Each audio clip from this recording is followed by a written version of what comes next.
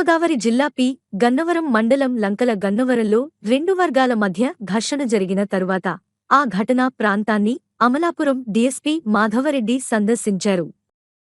లంకల గన్నవరంలో ఉన్న 4 ఎకరాల పెరుగులంక భూ వివాదమే కాని ఇసుక ర్యాంపు వివాదం కాదని డీఎస్పీ తెలిపారు. ఇరు వర్గాలపై కేసులు నమోదు చేసి బైండోవర్ చేశామని తెలిపారు. కుసుమ సునీత అనే మహిళ, ఆమెపై గతంలో ఏమైనా నేరచరిత్ర ఉందా అనే కోణంలో దర్యాప్తు చేస్తున్నామని తెలిపారు.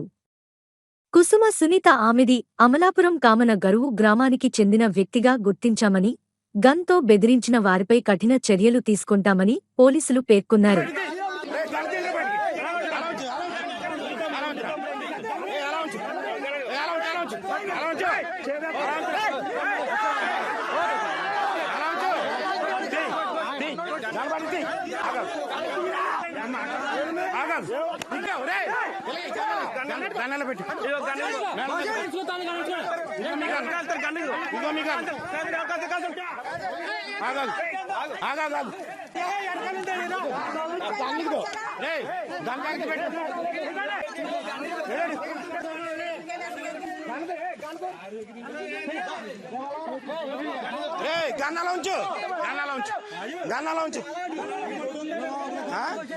ఆడుకుని డైరెక్ట్ తీసాను, వీడియో తీసాను, మనోడిని గన్నాడికి వచ్చి బెదిరించాడు.